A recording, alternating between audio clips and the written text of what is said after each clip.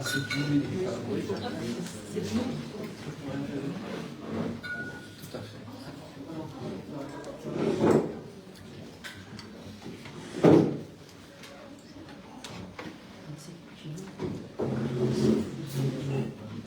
Encore 2 petites minutes. Déjà.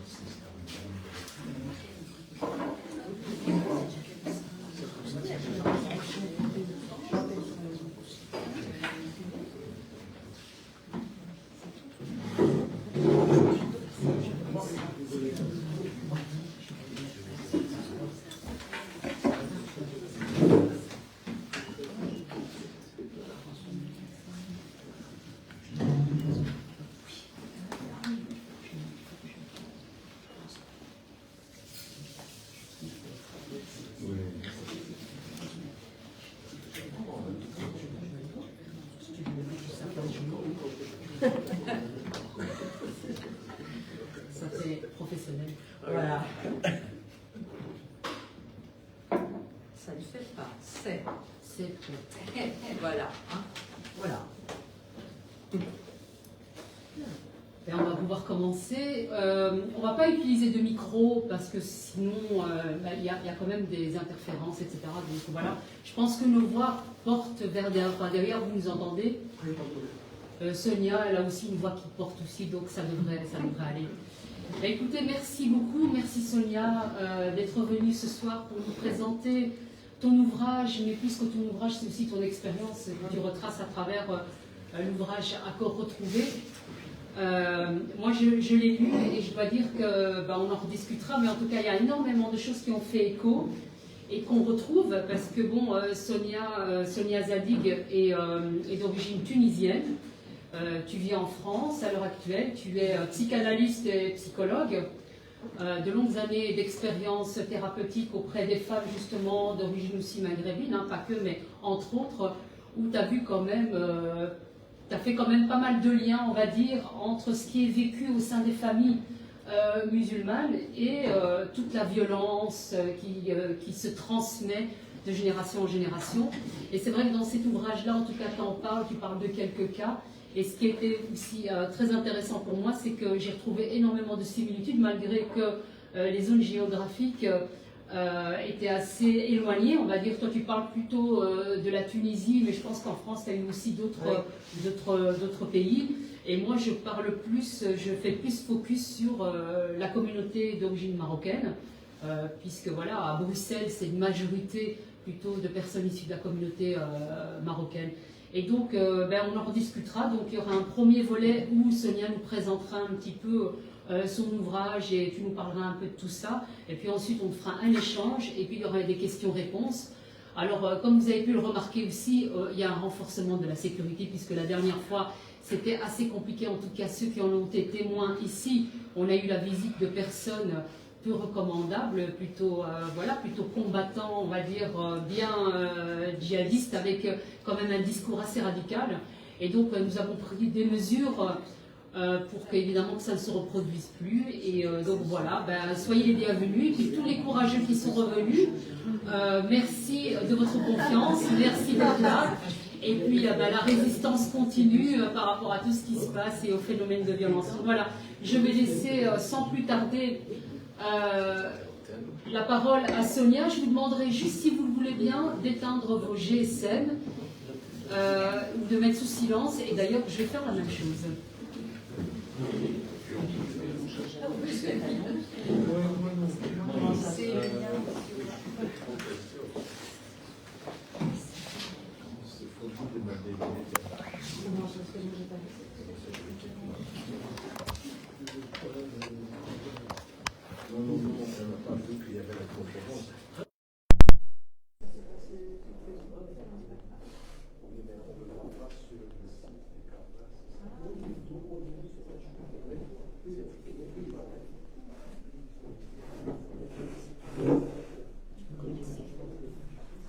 Bien, bonsoir à tous. Merci d'être venus si nombreux dans ce dernier bastion de la liberté, puisque il n'y a pas beaucoup d'endroits aujourd'hui, en tout cas en France, où je peux me permettre de prendre la parole telle que je la prends aujourd'hui. En effet, je n'ai aucune envie ni désir de vous faire une conférence. C'est plutôt, j'ai quelque chose à vous dire, et ce qui m'importe, c'est quand même qu'on puisse échanger. Le prétexte, c'est aujourd'hui la sortie de mon dernier livre, Accords retrouvés, qui fait partie d'une trilogie. La première étant Soumise, la deuxième Accords perdus, et le dernier, heureusement, j'ai retrouvé quelque chose du corps. Bien. C'est dans ces temps un peu obscurs que nous vivons un petit peu tous, que ce soit en Belgique, en France, ou j'ai peut-être quelque chose à dire. De quoi s'agit-il dans Accords retrouvés? Alors, Fadila m'a bien introduit en disant que je suis née en Tunisie. J'ai quitté la Tunisie très jeune, toute seule, j'avais 15 ans. J'ai eu cette chance d'avoir mon bac assez jeune, donc j'ai pris l'avion et je suis arrivée seule en France, il y a très longtemps. Et donc, voilà, le paysage français à l'époque était complètement différent de ce qui se passe aujourd'hui. Et c'est ce que je dis dans le 4e de couverture. Ce qui fait que je donne de la voix aujourd'hui, que je prends la parole, que je m'y autorise, c'est que je suis rattrapée. C'est-à-dire que ce pays que j'ai quitté aussi pour faire des études, mais surtout pour pouvoir être une femme libre, aujourd'hui, ça devient très, très difficile et même très compromis. La liberté, les lumières, la liberté d'expression que je suis venue chercher n'est plus au goût du jour. Il y a des choses à dire, d'autres à ne pas dire. Dès qu'on ouvre la bouche, on est islamophobe, on est raciste, on est d'extrême droite. À force de dire « attention, attention, c'est l'extrême droite », eh bien la France a voté à l'extrême aujourd'hui, parce qu'on n'a plus le droit de rien dire. Je commencerai... alors, qu'est-ce que je raconte un petit peu? Je vais revenir sur le livre et puis après, j'ouvrirai le débat. Qu'est-ce que je raconte dans Accords retrouvés? Je raconte que bien plus tard, très très tard dans ma vie, où je reviens un petit peu sur des choses... Je passe du privé au collectif. Hein, c'est pas du tout une envie pour moi de raconter ma vie, mais plutôt de prendre ma vie comme objet de recherche. De dire que malgré tout, malgré le fait que je sois née dans une famille qui ne m'a jamais imposé ni le voile, ni même l'islam, ni rien du tout, quand je me suis retrouvée seule en France, libre, eh bien, il y a quelque chose qui était déjà parti. Je n'avais ni corps, ni liberté, ni rien. Le conditionnement islamique, le conditionnement de ma culture d'origine a bien fonctionné. Du coup, je ne pouvais rien faire d'autre que de sombrer dans une dépression sans nom. Et petit à petit, bien entendu, à l'aide de la psychanalyse, c'était devenir psychanalyste ou folle. J'ai choisi donc de devenir psychanalyste. Voilà. Plus tard dans ma vie, j'ai pris la parole pour dire ce qu'il en est de l'islam, parce que l'islam, moi je ne dis jamais islamisme. Quelqu'un m'avait posé la question. Parce que si je dis islamisme, bien sûr qu'il y a les frères musulmans, bien sûr qu'il y a ceci et cela, mais l'islam lui-même comporte en son sein, dans sa structure même, quelque chose qui mène au 7 octobre, par exemple. C'est écrit noir sur blanc, le djihad est constitutif, la haine, l'antisémitisme est constitutif de l'islam, et la haine des femmes aussi. Tout ce qui est autre, tout ce qui n'est pas le même, est à tuer ou à convertir. Voilà, c'est Islam Tuslam, c'est-à-dire soumets-toi, sinon tu ne seras pas sain et sauf. Voilà où on en est aujourd'hui. Quelqu'un m'a posé la question, mais qu'est-ce qui se passe? Mais qu'est-ce qui se passe? Il se passe qu'il y a, par un malheureux hasard pour nous, un heureux hasard pour les islamistes, une collision de deux choses. C'est-à-dire qu'il y a aujourd'hui un virage anthropologique dans nos sociétés occidentales. Il y a quelque chose qui coince. Il y a des changements dans tous les domaines. Il y a un discours un peu wokiste qu'on entend ici et là et qui donne une espèce de vacuité comme ça, identitaire, surtout pour les adolescents qui sont un petit peu perdus. Et l'islam arrive comme un prêt-à-porter avec ses réponses. Je te dis comment tu salues, je te dis comment tu manges, je te dis comment tu tu t'habilles, je te dis tout, quoi. Voilà. Et donc, voilà, c'est ça, c'est ce qu'on assiste à cela aujourd'hui, en tout cas pour mon pays, c'est-à-dire la France, où on ne comprend pas pourquoi des jeunes aujourd'hui qui font des études à Sciences Po, à la Sorbonne, ou même à l'école normale supérieure, qui est le saint des saints quand même en France, où on brandit des drapeaux, on parle de génocide, il y a un rapt même sur l'histoire. Il y a une perversité généralisée qu'on voit dans nos cabinets. Donc ça, j'aimerais bien qu'on me pose des questions, que je puisse... Alors attention, j'entends par perversité quelque chose de beaucoup plus clinique. Hein. C'est pas la perversité comme on entend tous les jours. C'est-à-dire, c'est aussi provoquer de l'angoisse chez l'autre, rapter tout, transformer les termes... qu'est-ce que je peux vous dire, tout rapté, c'est-à-dire que même le Holocauste, on le rapte. C'est le génocide, il est du côté de Gaza. Le 7 octobre, on s'était ému le 7 octobre, tout le monde s'était ému, le 8-9, il n'y avait plus rien. Fadila et moi, nous avions demandé, on a fait une tribune à l'Express, 3 semaines après, parce qu'on attendait une réaction quand même de dire, bah, attendez, c'est pas nous quand même, on est peut-être de culture musulmane, mais on n'est pas d'accord avec ce parti terroriste. Nous l'appelons aujourd'hui cette tribune, la tribune de la honte, la tribune des 17, parce qu'il n'y a eu que 17 sur je ne sais pas combien de millions qui ont signé cette tribune. Voilà. Voilà où on en est, voici l'état des lieux aujourd'hui. C'est très complexe, le verre est déjà dans la pomme, et il y a quelque chose de la liberté de conscience, il y a quelque chose de l'expression, de la liberté d'expression qui est complexe. Je suis en train de travailler sur un travail de recherche en ce moment, un livre qui sortira certainement en septembre, octobre, qui s'appelle Apostat grâce à Dieu. Et donc j'ai interviewé plus de 200 apostats. Alors ils se font appeler apostats, c'est de la provocation, mais c'est vrai que ils se cachent, ils sont menacés de mort. Aujourd'hui en France, on n'a pas le droit de dire, bah écoutez, moi j'ai ma liberté de conscience, j'ai quitté l'islam. Et ce que j'ai recueilli, je ne vais pas revenir là-dessus aujourd'hui. J'espère que tu m'inviteras l'année prochaine pour présenter ce livre, mais c'est quelque chose d'extraordinairement complexe, quoi. Et c'est pour ça que je reviens sur si on continue de dire c'est l'islamisme, c'est le radicalisme, c'est machin, on ne peut pas discuter, on ne peut pas réformer, on ne peut pas dire ce qu'il en est, quelle est la vérité de ce texte. Hier, j'avais donné une conférence, je parle a cappella, hein, une conférence avec des psychanalystes que j'ai appelée le désaccord d'Abraham. Pourquoi désaccord d'Abraham? Parce que on ne comprend pas cette haine constitutive qui est la haine des Juifs d'abord, hein, qui est dite, dans laquelle j'ai grandi. Hein, bon, voilà. Moi, je l'ai dit quand Georges Bensoussan, je le regarde, là, l'avait dit, il a été victime d'un djihad judiciaire, pas possible. Moi, je le dis, j'entendais que ça quand j'étais petite. Voilà, sauf que comme j'étais une petite fille rebelle, je me suis dit, les Juifs, si on les aime pas, eh ben moi je les aime. C'est qu'il y a quelque chose, c'est quelque chose là-dedans qui, voilà. Donc,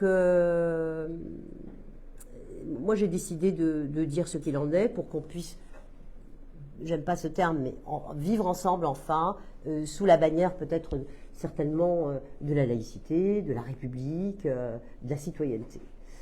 Je fais des allers-retours parce que dans ce livre, c'est un livre qui s'inspire d'un autre livre que j'ai écrit qui s'appelle « Le traitement de la maladie mentale en terre d'islam », qui était ma thèse en fait de recherche. Et c'était en 2011, lorsqu'il y a eu ce printemps arabe en Tunisie, mon pays de naissance. Je me suis dit « Alléluia ».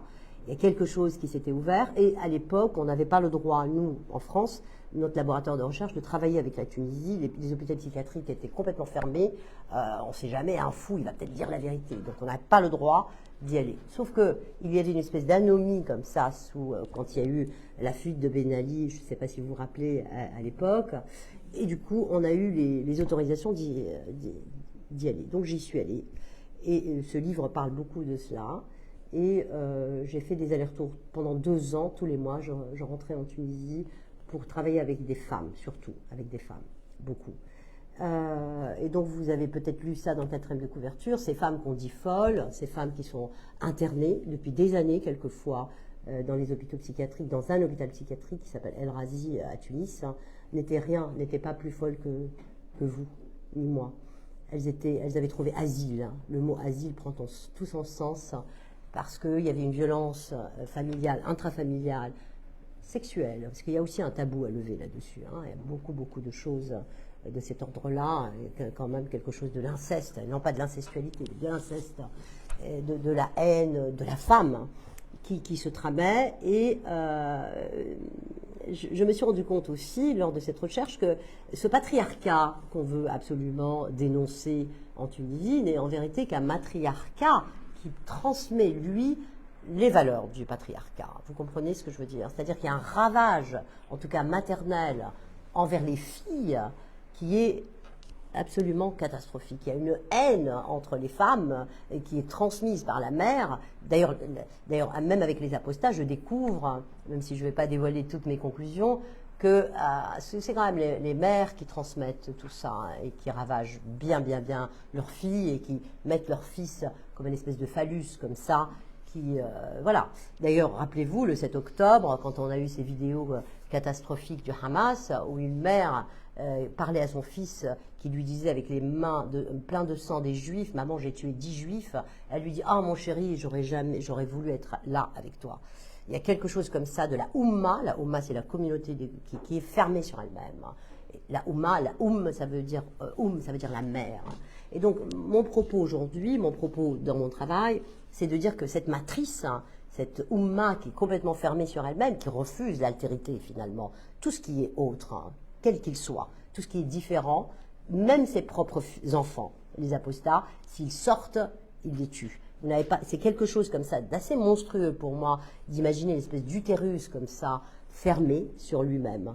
Et donc mon propos, c'est de dire la seule possibilité pour nous d'ouvrir, pour que on puisse respirer, pour que les gens même qui proviennent de cette matrice-là puissent respirer, c'est que la mère devienne une femme, hein, qu'elle advienne en tant que femme, qu'elle advienne en tant que femme désirante, ailleurs que d'encombrer son fils dans quelque chose de fermé, d'incestuel et de phallicisant jusqu'à la mort, quoi.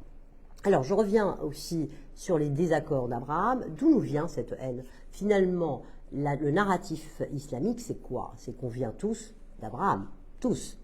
Et qu'il y a eu cette histoire, encore une fois, entre deux femmes, hein.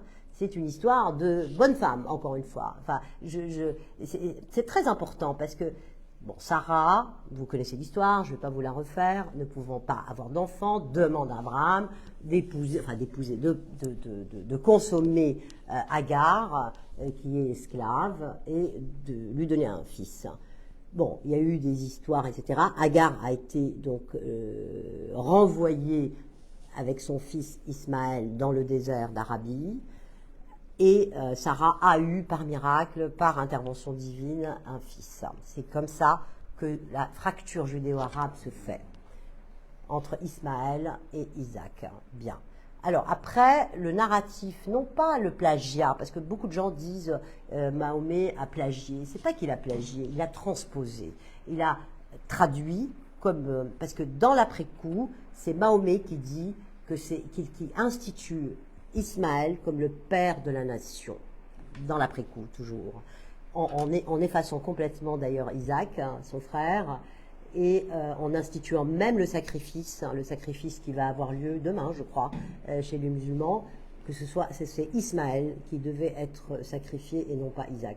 Et donc il y a quelque chose d'un retour à l'origine qu'il nous faut comprendre, c'est ce qu'on essaie de faire avec les psychanalystes, pour savoir qu'est-ce qui s'est passé à ce moment-là. Pourquoi il y a tant de haine, mais c'est une haine de l'origine. Sibouni, il a une très très belle, Daniel Sibouni, qui est psychanalyste, hein, une très belle phrase, il dit l'origine de la haine, c'est la haine de l'origine. L'origine de la haine, c'est la haine de l'origine. Parce qu'au départ, il y avait ce père, et puis il y avait ses deux fils, et la nation arabe, je pense, il y a une dette, un don, abandon, hein, comme je dis. Il y a eu un abandon de ce fils qui s'est institué comme le père de la nation, qui a pris la place de son père et qui s'est retrouvé tout seul. on y revient avec sa mère, tout seul, sans la tiercisation. Alors, pardon, j'utilise des mots psychanalytiques, mais dans une famille, il faut qu'il y ait deux personnes, que ce soit un père, une mère, ou deux femmes, ou deux hommes, peu m'importe, mais il faut qu'entre l'enfant et sa mère, il y ait quelqu'un qui coupe. Or, là, on voit qu'il n'y a pas eu entre Agar et son fils. Dans le narratif, pour ouvrir un peu quand même d'espoir, dans le narratif biblique, on dit qu'à la fin des fins, à la fin des temps, Isaac et Ismaël se retrouvent ensemble pour aller enterrer Abraham. J'espère qu'il y a quelque chose de cet ordre-là qui va se passer, mais en attendant, le meurtre, la répétition du meurtre continue. Et le 7 octobre n'est que le nom de ce meurtre perpétré. Quand on s'est retrouvés tous sidérés après le 7 octobre, on ne comprenait pas, mais c'est quoi cette barbarie? C'est quoi ce viol des femmes? C'est quoi tuer un bébé, donc tuer l'origine finalement, hein, tuer la filiation? Pourquoi tant de haine? Et les gens disaient, bon, les historiens, c'est une rupture anthropologique. Moi, je répondais non, ce n'est pas une rupture. Pour nous, c'est une rupture, nous, occidentaux. C'est une rupture anthropologique de tuer à ce point, de considérer l'autre comme un objet. Mais pour le narratif islamiste, musulman, c'est une continuité. C'est une continuité. C'est dans le narratif musulman de prendre complètement la terre d'Israël.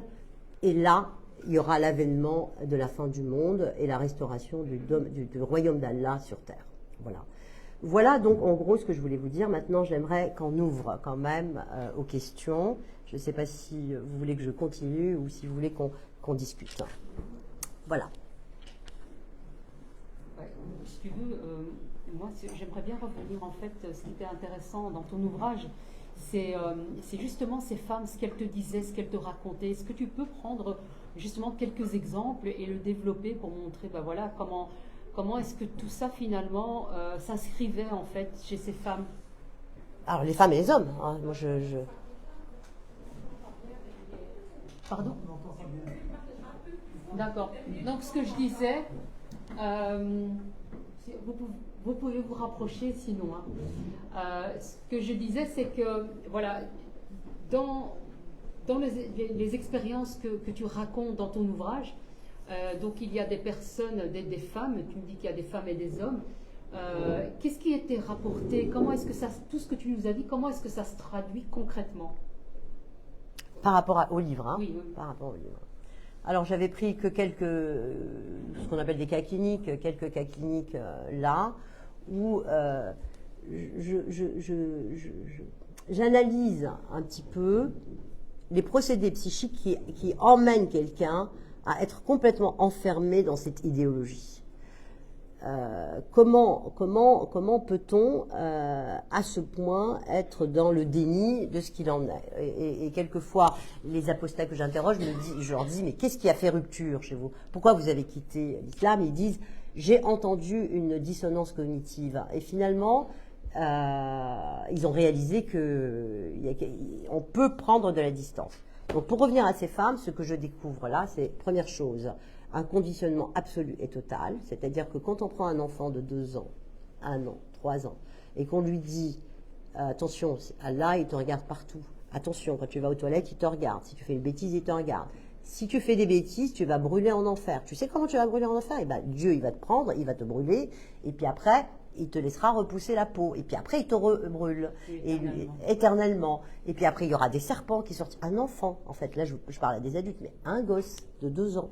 Et donc, il y a dans le début de vie, je pense, de chaque musulman qui a un contact avec ce discours, un traumatisme absolu, dont Wafa Sultan dit, qui est quand même un psychiatre aussi, on ne peut pas s'en sortir indemne.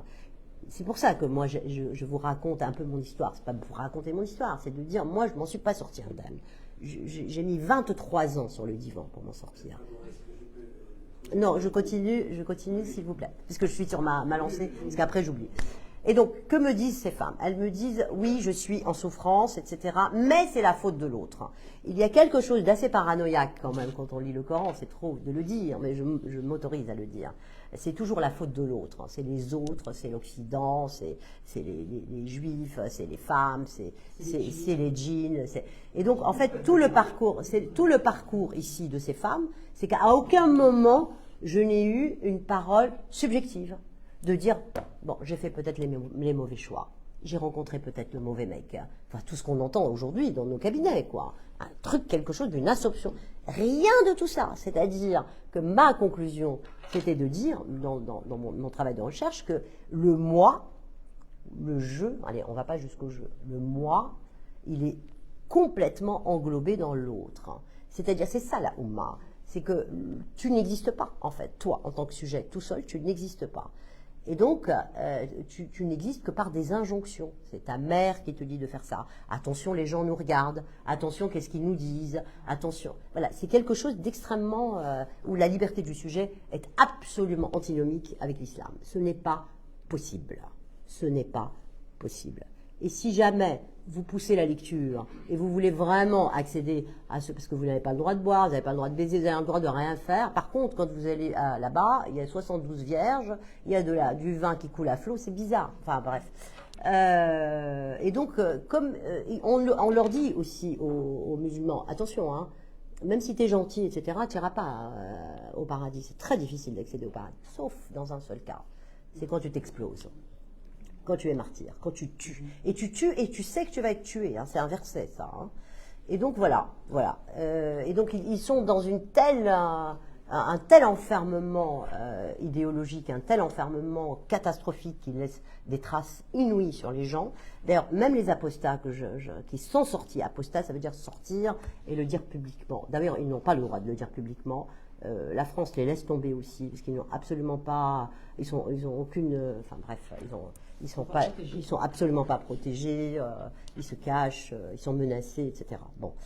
Eux, ils disent que... Enfin, moi, j'en ai vraiment... j'ai pas encore fait de stats, mais plus de la moitié sont en dépression grave. Plus de la moitié. Parce que comment sortir de quelque chose qui t'est constitué? Parce que l'islam, c'est pas une religion, du tout. C'est une loi, c'est un vadémécum, c'est une identité. Et aujourd'hui, ce qui se passe, c'est vous contre nous, quoi. C'est ça qu'ils disent. Quand les petites filles dans la rue portent des voiles à 4 ans ou 5 ans, qu'on voit partout en France, c'est pas obligatoire le voile à 4 ans. C'est une identité. C'est d'envahir l'espace public pour dire voilà ce qui vous attend. Vous savez, dans 10 ans, toute la France sera comme ça. Oui, c'est aussi une habituation, c'est une manière d'habituer les jeunes filles, justement, d'ailleurs, la plupart le disent, ils s'en cachent pas. Ouais. C'est-à-dire qu'ils disent, au plus tôt on le fait, au plus elles vont s'habituer, et au moins on devra se disputer avec elles, notamment à l'adolescence, ce sera moins compliqué de l'imposer, en fait. Et donc, toutes ces femmes, elles sont prises là-dedans, et elles n'arrivent pas à en sortir du tout, avec une parole personnelle, subjective, qui dit, je suis mal parce que, mais non, on m'a fait du mal. C'est la faute au djinn, c'est la faute au sroul, avec les tradithérapies, enfin. C'est ça que j'ai découvert. J'ai découvert que c'était très, très, très, très compliqué, que c'est un système qui est très bien rodé, très, très bien huilé, il est fermé, et psychiquement, c'est très complexe de s'en sortir. Alors, il y a une expérience qui était assez intéressante, une conversation que tu as eue, une personne que tu as eue en thérapie dans cette clinique en Tunisie, qui, il me semble, je pense, si je me souviens bien, à 12 ans, elle se fait violer. Et finalement, elle finit par le raconter, donc c'était un mariage, elle se fait violer par une personne qui participait au mariage. Elle finit par le dire quelques jours plus tard à sa mère. Finalement, sa mère va le dire aux frères, etc. Et en plus, elle la traite de pute, etc. Et ses cousins, ses frères la violent pour la punir. Et puis elle finit mariée à son violeur, parce que c'est la loi. Hein. Parce que c'est la loi. Bon, dans les pays musulmans, c'est le cas, effectivement, quand une fille se fait violer, une fois qu'ils sont au tribunal, l'homme a quand même le choix entre la prison ou de se marier avec la victime. Au Maroc, ça a été, il y a très peu de temps, en fait, il y a eu le cas, et du coup, il y a eu une manifestation de femmes, et finalement, la loi a changé. Parce que la fille en question qui a été obligée d'épouser son violeur, elle s'est suicidée, elle s'est pendue. Et du coup, maintenant, la loi a changé, mais ce n'est pas le cas dans tous les pays. Et effectivement, ici, c'est ce qu'on retrouve, c'est tout cette Donc ce processus où c'est toujours encore la faute de la jeune fille qui évidemment provoque, pourquoi, c'est la honte aussi, etc. Donc elle épouse le violeur, elle a des enfants, et puis il y a un moment donné où sa seule issue de sortie, c'est, puisque en plus c'est un homme qui boit, qui est violent, etc., elle finit par sortir, se mettre toute nue, elle se fait passer pour une folle, et donc comme elle se fait passer pour une folle, elle est internée, et elle se dit enfin je peux souffler. Oui, oui. C'est super que tu as pu épingler cela, parce que en fait, quand quelqu'un est dans des crises de dépression, d'anxiété, ou même des crises, voilà, on dit bah non, on va t'emmener la Ruqya en France, hein. Je parle pas de la Tunisie. La Ruqya, c'est du Coran, c'est voilà. En fait. On va t'emmener chez la diseuse de Bonaventure, etc. Et donc en Tunisie, c'est ce qui s'est passé. Et en fait, elle disait mais emmenez-moi chez le médecin, je vais pas bien, etc. Et en fait, elle a trouvé, et ça, elle est très intelligente cette fille, je me souviens bien d'elle. Elle est sortie, elle s'est mise complètement à poil dans la rue. Et là, le corps dévoilé, ça, je trouvais ça très intéressant, parce qu'il y a en effet rapt du corps des femmes, hein, quand même. Ton corps t'appartient pas, ton corps, il est dressé pour faire des enfants, c'est tout ce que tu peux avoir. Et d'ailleurs, le statut, tu accèdes à un statut très, très important quand tu deviens mère en terre arabo-musulmane, puisque tu es une mère, parce que tu as accompli ton devoir de faire proliférer la Oumma. Mais elle s'est dévoilée, donc elle s'est mise et là ils ont dit elle est complètement folle.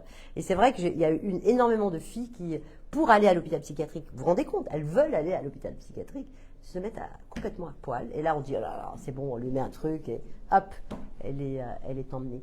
Donc pourquoi je vous dis ça? Ça peut paraître je suis contre l'islam. Moi je suis contre rien du tout en fait. Je suis pour quelque chose, c'est-à-dire pour la liberté. Si quelqu'un veut rester musulman, veut faire sa prière, son ramadan, ce qu'il veut, sans m'imposer à moi de faire exactement comme lui, eh ben, je veux dire, je suis pas contre les religions, je ne suis pas contre les spiritualités, je suis contre l'envahissement de l'espace public, je suis contre l'exigence que nous, on doit rester musulmans, en quel honneur? En quel honneur si j'ai décidé, moi, de croire en Bouddha ou que sais-je, ou de ne pas croire du tout? Eh bien, on n'a pas le droit. Et en France, on n'a pas le droit de dire ce que je dis là, parce que je suis tout de suite taxée d'extrême droite, de sioniste, de travailleuse pour le Mossad. Enfin, il faut voir un petit peu ce que les délires qu'on voit. Et tout ça parce que je dis, bah non, j'ai pas envie de faire partie de cette Oumma. Je veux juste être une femme et non pas. Moi, je suis maman, hein, j'ai des enfants, il n'y a pas de souci, mais je ne veux pas faire partie de cette matrice, de cet utérus là qui est enfermant.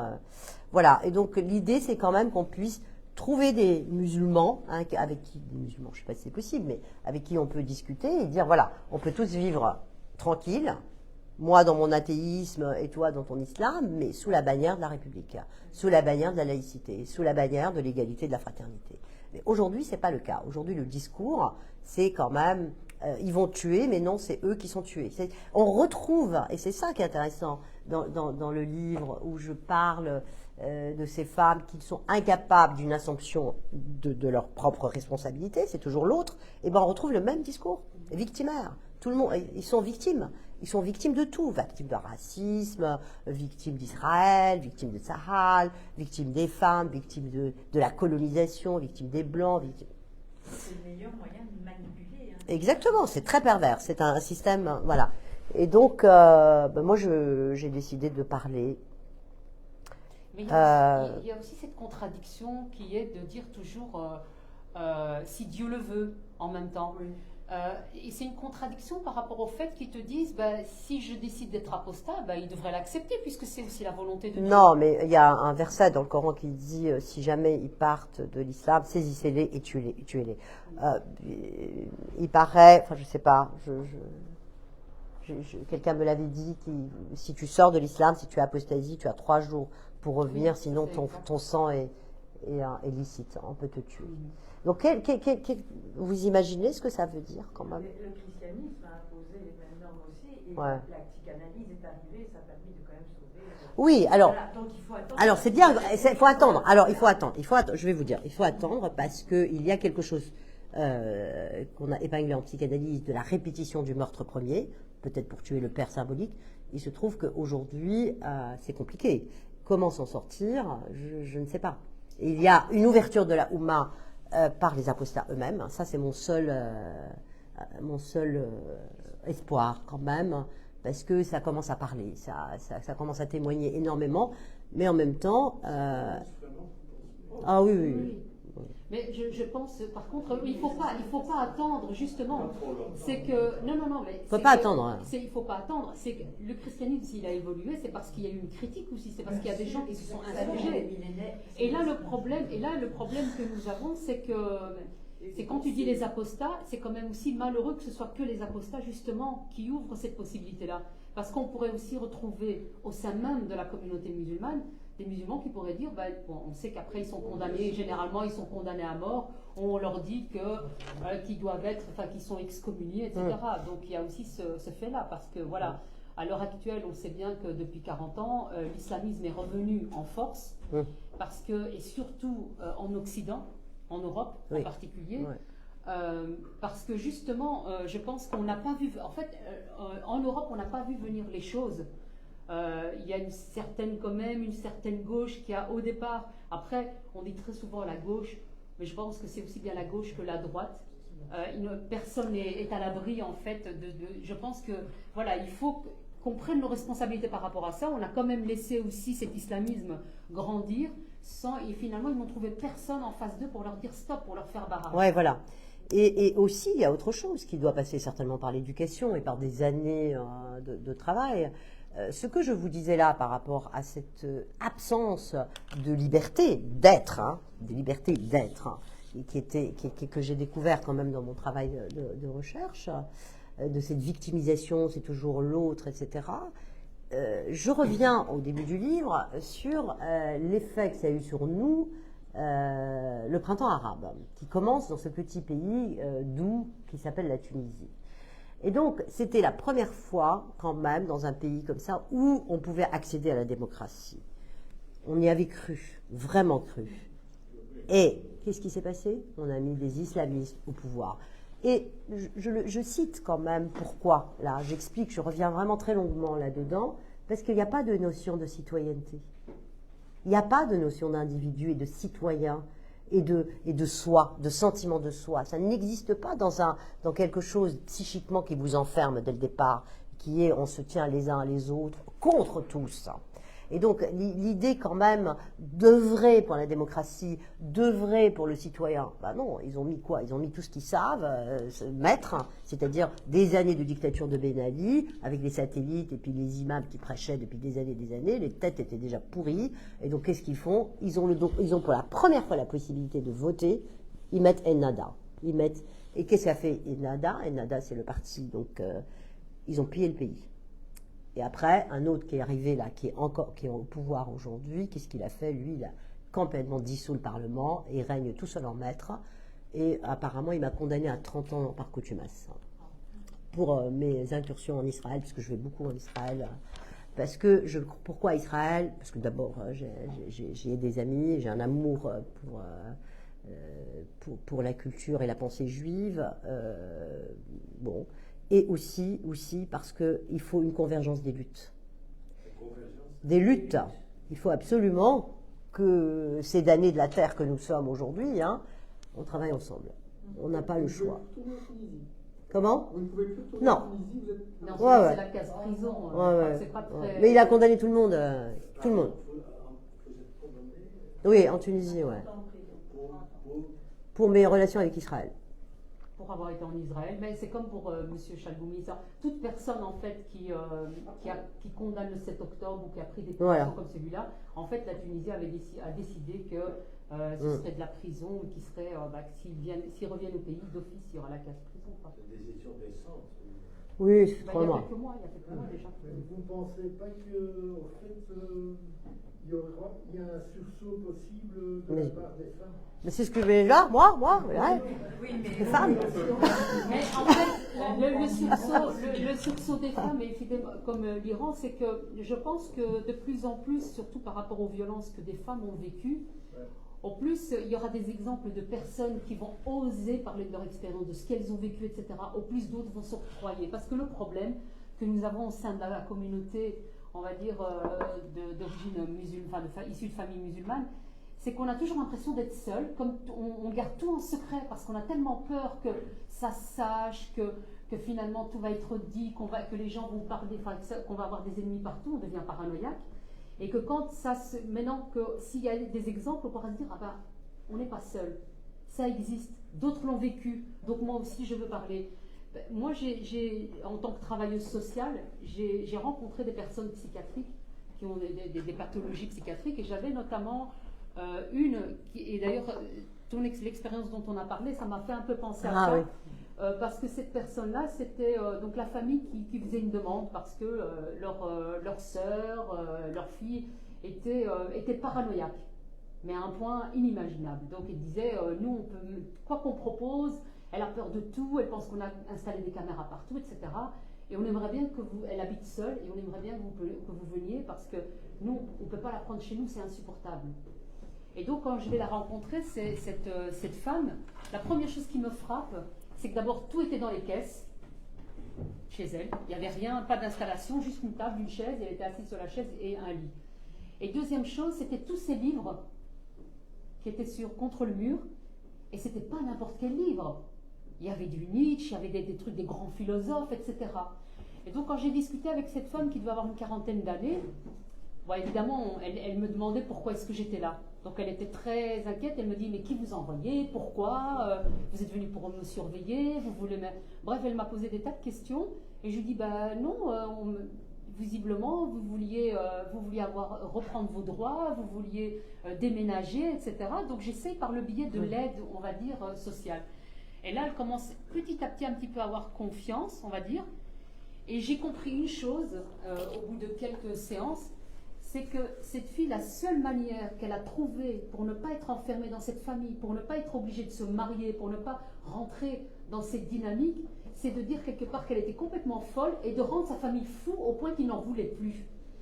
Et là, le problème, c'est qu'elle était encore trop proche. C'est-à-dire que sa famille était juste de l'autre côté de la rue. Et elle voulait aller encore plus loin. Et je me suis dit, mais finalement, cette femme, elle n'était pas du tout bête. Au contraire, quand on a un français très soutenu, etc., des conversations passionnantes. Et je me suis dit, il y a quand même quelque chose. Et j'ai pu constater ça dans d'autres familles avec qui je suis rentrée en contact, etc., où il y avait effectivement de l'inceste et des tabous, des secrets de famille, etc. Ah oui. Et c'est toujours la même chose qui revient. C'est-à-dire que même les familles, les parents, quand ils venaient avec cette question d'inceste, d'un proche, etc., sur leurs enfants, on me disait, mais s'il te plaît, ne le dis pas à la communauté, sinon on va nous coller une étiquette et on sera rejeté. Bien sûr. Et donc c'était leur priorité, c'était plutôt ça, et ils finissaient même par accepter que le violeur, qui est le frère, qui est le cousin, etc., habite dans le même bâtiment, parce que pour eux, ils ne pouvaient pas faire autrement. Ils ne pouvaient pas... le condira-t-on, Exactement. Et donc, ne peuvent pas mettre dehors le frère, parce que sinon, la grand-mère, enfin la mère qui habite dans le même bâtiment, si elle l'apprend, c'est catastrophique là. Donc, il y a tout ça, en fait, qui régit les familles, qui fait qu'on reste dans un tabou, et que finalement, il y a des choses qui se reproduisent. Et il est très difficile, finalement, parce que quand on est même travailleur social, quand vous remontez ça auprès de la direction ici, alors je parle en Belgique ou en France, des directions, des personnes qui ne sont pas du tout issues de la communauté, ne comprennent pas forcément ou ne veulent pas. Et quand vous dites, mais il faut tenir des statistiques, il faut essayer de voir quelle est la proportion pour essayer de mettre en place quelque chose pour aider ces familles. Ce n'est pas pour les stigmatiser, mais c'est vraiment pour se dire, ok, il y a un phénomène qui est là, qui est énorme, il va falloir qu'on mette en place un dispositif pour les aider. Et ça, malheureusement, souvent on est confronté à des portes fermées. Ah oui, oui. La deuxième chose, et qui était intéressant que tu parles aussi dans cette expérience, c'est tous ces mouvements sur la comment on dit, on appelle ça les transculturelle, la psychologie transculturelle, etc. Où finalement on vous dit, moi aussi je l'ai entendu à l'université, hein, c'est oh mais quand même ils ont des méthodes quand même intéressantes. Si on prend la Rokia, plutôt que de dire aux familles que c'est pas bien, etc. Et si on l'utilisait justement pour faire de la thérapie, et si on accompagnait ces familles là-dedans, c'est quelque part aussi nous dire, c'est votre culture, acceptez ça et restez dedans. il y a deux choses. Je Oui, pense oui. que tout... La ruqya, c'est l'exorcisme. Donc, c'est les méthodes, on va dire, la médecine prophétique, et c'est les exorcismes, etc. En fait, on ne peut pas tout condamner dans cette psychologie. Ce qui est intéressant, ce que les psychologues et les psychanalystes, pour moi, n'ont pas fait, c'est qu'ils ne tenaient pas compte de toutes ces pratiques. Donc, je pense que ça, c'était intéressant, leur façon d'aborder les choses. Là où je trouvais que c'était limite, c'est le fait d'aller au point de jouer avec eux, Oui. de rentrer dans ce schéma-là. Là, pour moi, ça pose problème parce que quelque part, ça ne nous permet pas, nous, de nous distancer de ce qui se passe. Moi, ce qui m'a permis, quelque part, de sortir de ce que j'ai pu vivre dans ma propre famille, etc., c'est de dire, attention, il y a un autre possible. Oui. Ici, on ne permet pas l'autre possible pour les gens qui sont dedans. Je pense qu'on a eu tellement peur d'être taxé de raciste, et d'être intolérant, qu'on a toléré l'intolérable. On a toléré l'intolérable. Et pour ceux qui ont en face d'eux des gens qui sont si peu sûrs, on n'a plus chance de les aider, puisqu'ils vont vers leur culture. Moi, j'ai entendu dire plein de choses. Par exemple, pendant Ramadan, il y avait une petite fille qui est tombée dans les pommes parce qu'elle faisait Ramadan. La maîtresse n'a jamais signalé. Jamais. En disant, oh là là, non, non, je vais rien dire. Moi, c'est leur communauté. On a tellement d'ennuis, j'ai pas envie. Samuel Paty. Il y a des filles avec qui j'ai travaillé, qui me disent qu'elles ont été dans une violence absolue du père ou même de la mère. Les mères peuvent être très violentes, très très violentes physiquement. Hein. Et du coup, elle arrive avec des bleus. Ici, si c'est quelqu'un d'autre qui va avec un bleu à l'école, signalement tout de suite au proc, tout de suite IP. Non, quand on est d'origine... Donc, c'est justement, pour pas être taxé de raciste, on le devient, finalement. Enfin, il y a quelque chose ça va pas, c'est l'abondance. Ce n'est pas possible, ça. Ah non, non, je veux pas de problème. Il y a des gamines qui ont été elles-mêmes à l'hôpital en disant, je suis violentée. Mon père, il m'a cassé complètement le nez ou je sais pas quoi, aidez-moi. Il y a des filles qui, pour sortir de leur famille, en France, ont demandé à être placées à 15-16 ans. Pour des violences de toutes sortes. Ah oui, oui, c'est pour ça que je leur avais parlé. Est-ce que je peux vous poser la question. Donc, oui. Parmi les apostats que vous avez... Non, là, c'est pas... Non, là, je parle des apostats. Plus tard, oui. Oui, oui. Quel est le pourcentage des convertis? Est-ce que vous parlez toujours des apostats qui sont nés de familles d'origine, je ne sais pas, maghrébine ou... Oui, au général, ou africaine. Est-ce qu'il y a parmi les convertis français ou... Alors, je n'ai rien à cacher, c'est très... sur 202 personnes que j'ai interviewées, j'ai fini là, il me reste une personne ou deux, j'ai pas beaucoup de convertis, j'en ai 5. Bon, par contre, les convertis, c'est-à-dire qu'ils sont nés en France, de parents français, catholiques, etc. En revanche, ce qui est assez important, intéressant, c'est que c'est des radicalisés, fiché S. Il y en a un qui a été jusqu'à vraiment rejoindre Daesh, perdre son frère. Bon, il a été empêché à la dernière minute de rejoindre Daesh, mais voilà, j'ai pas une cohorte très importante pour faire des statistiques, donc c'est pas très significatif, mais le discours que j'ai entendu justement des convertis est beaucoup plus radical que peut-être, ouais, c'est possible. Ouais. J'ai toujours été intrigué par le cas des convertis. Parce que je me dis, quand on a grandi dans une famille musulmane avec cette je comprends très bien que l'islam, ça paraît naturel. Je me dis, mais j'arrive pas. Moi, je sais pas, j'ai lu le Coran de la première à la dernière page, ça me paraît tellement rébarbatif. Je me dis, est-ce que vous avez une idée de ce qui peut attirer bien sûr. un jeune homme ou une jeune femme bien sûr. occidentale? Bien entendu, mais bien entendu, parce que c'est déjà le foutoir dans les familles. Il y a quelque chose comme ça qui va pas, hein, on est d'accord. Et donc c'est des gamins en général, en tout cas pour ceux que j'ai interrogés, qui ont été en contact avec de la délinquance, de la drogue, voire de la psychiatrie, hein, et qui ont été sauvés par la communauté qui vient leur dire frère, et en fait on lui donne une autre identité, et il y a une fraternité, une solidarité, et en fait ils le disent eux-mêmes, j'ai été renarcissisé à mort, puisqu'on m'a dit oui mais tu te rends compte, parce que faire un converti, oui, quelque chose de très négatif fondamental dans leur vie qui Oui, ils sont perdus. Enfin, pas que la drogue, ils sont perdus. Mais il y a eu Tous les adolescents sont perdus, sauf qu'il y a peut-être une fragilité, et hop, il y a quelque chose d'un contenance comme ça, où, en plus, c'est vraiment très très important de convertir. Hein. On a un ticket à... voilà. Il y a eu, je pense, la semaine passée, où il y a toujours Vivier Aposta qui est venu, qui était un converti, donc il est venu expliquer ça, où il expliquait qu'à l'âge de 12 ans, donc il adorait le sport, et il s'est retrouvé dans une salle de sport, parce que les salles de sport, c'est aussi des lieux de conversion. Beaucoup, oui. Énormément. Et il parlait justement d'une personne qui était charismatique, qui était un universitaire, qui était brillant, et lui, ayant 12 ans, en fait, il était fasciné par cet individu et qui finalement l'a petit à petit converti au point qu'à l'âge de 15 ans, il s'est radicalisé.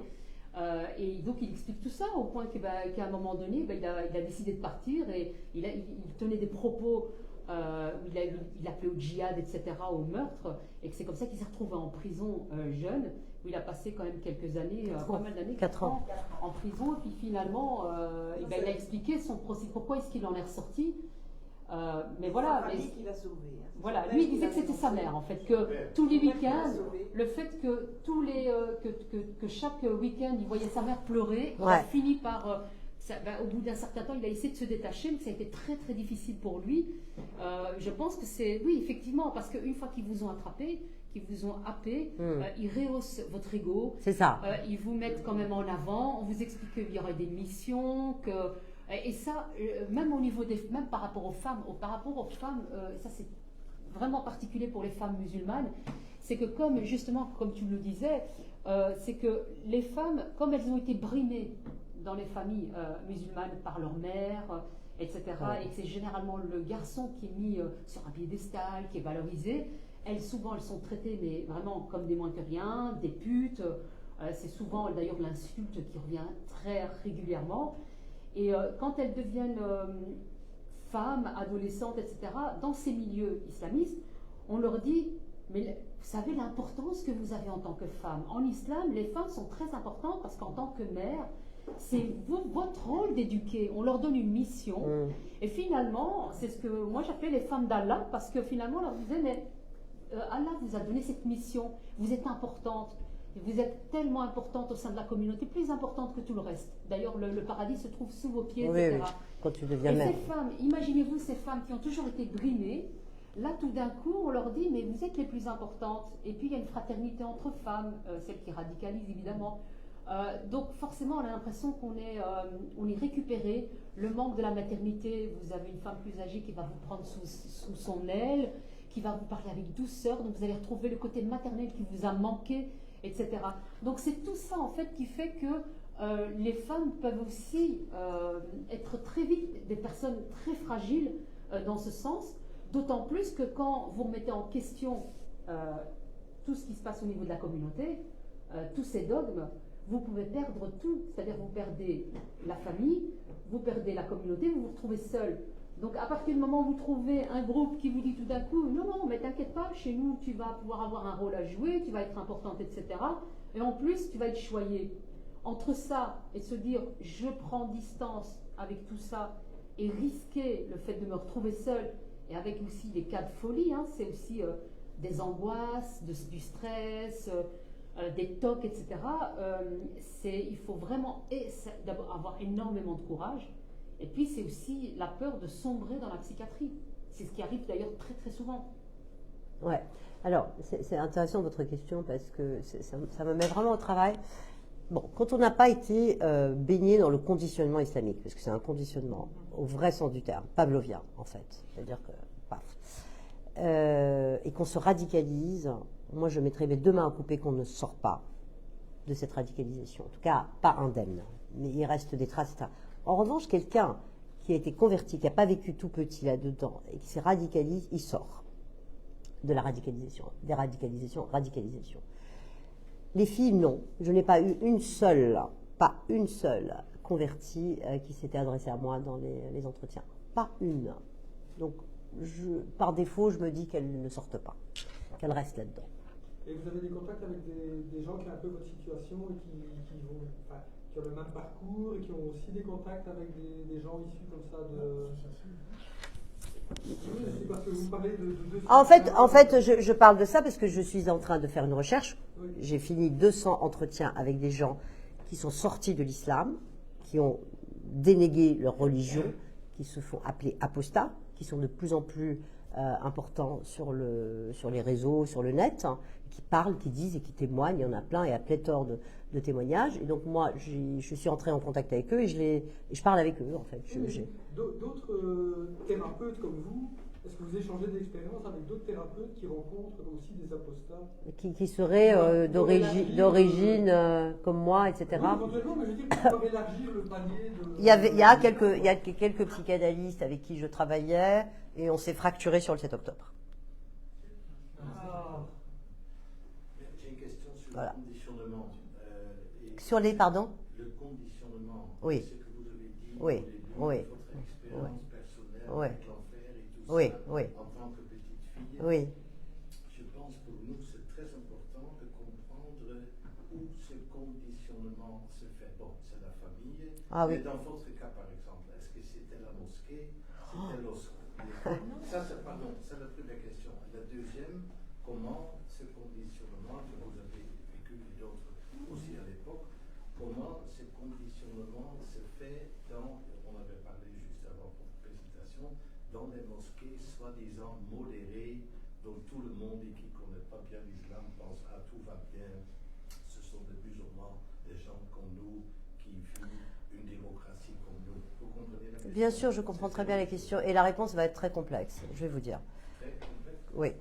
Pourquoi? Parce que c'est pas une question de modérer, pas modérer.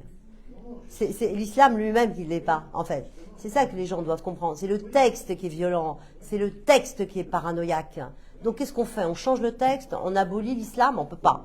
La seule chose, c'est de mettre entre eux et nous la loi de la cité, la loi de la laïcité. C'est tout ce qu'on peut faire. Mais on ne peut pas dire non, tu ne parles pas à tes enfants, tu ne leur dis pas en faire. C'est leur texte. Qu'est-ce que vous voulez qu'on dise? On ne peut pas aller après chaque imam. L'imam, après tout, modéré, pas modéré, il prêche ce qu'il y a dans le texte. Et c'est ça que les gens ont du mal à comprendre. C'est que c'est constitutif, c'est dans le texte. C'est pas des extrêmes, non, c'est dans le texte. Le texte lui-même est belliqueux, haineux, paranoïaque. Après, maintenant, il y a des gens, quand même, ce qu'on appelle les musulmans couscous, et ils existent, j'en ai même des copains, qui vivent leur foi tranquillement et qui lisent pas vraiment et qui savent pas et plein de choses et qui disent bah non, moi j'ai une spiritualité parce que quand même dans l'islam, si on discute philosophiquement, il y a cette idée de l'un, cette idée d'unicité qui peut être intéressante. Hegel l'avait dit que c'était une conscience absolue de l'unicité.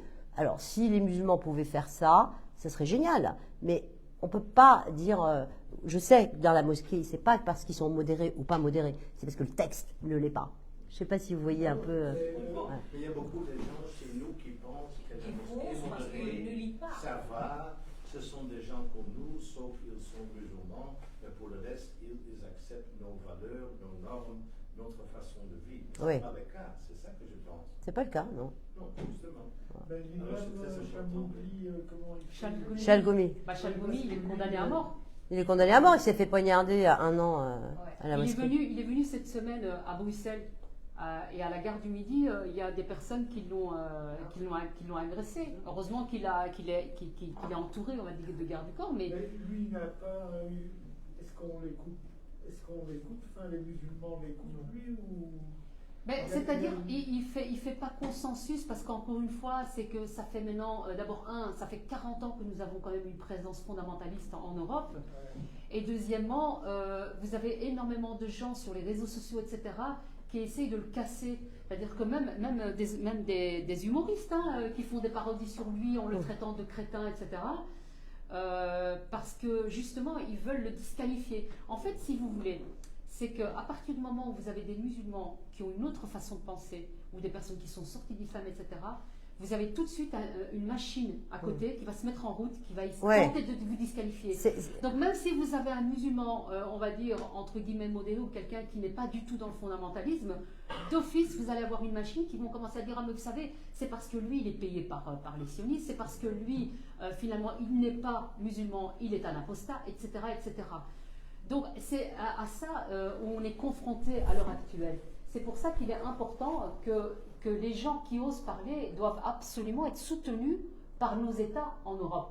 D'ailleurs, même là, beaucoup de pays musulmans du Maghreb qui luttent contre justement l'islamisme l'ont toujours dit. Ils disent, mais vous êtes extrêmement mou, vous avez des extrémistes, vous les laissez faire ce qu'ils veulent. Vous avez quoi? Ils disent, mais qu'est-ce que vous foutez en Occident, ces gens-là? Mais il y a longtemps que nous, on s'en serait occupés. Alors évidemment, c'est aussi des pays quand même qui ne sont pas démocratiques, hein, entendons-nous, hein, on n'est pas non plus. Mais c'est vrai qu'il y a une réaction qui manque par rapport à ça. Ne serait-ce que même d'une manière légale, on n'a pas un dispositif qui permette de répondre face à ce genre d'attaque.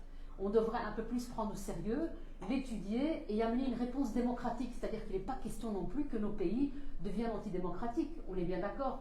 Mais on devrait quand même aussi prendre la mesure et se dire, mais qu'est-ce qu'on peut faire contre ces personnes-là, justement, qui mettent à mal notre existence, nos démocraties. C'est un électorat. Peut-être déjà, attendez, pardon. Déjà par appliquer les lois qu'on a déjà. Ah oui, appliquer les lois. On n'applique pas les lois. Hein. On n'applique pas les lois. Non. Ah non, on n'applique pas la loi. On a trop peur d'être... Attendez, pas tout le monde, attendez. J'ai déjà vu, par exemple, dans la région de Charleroi, des dames complètement masquées, alors que normalement c'est interdit par la loi.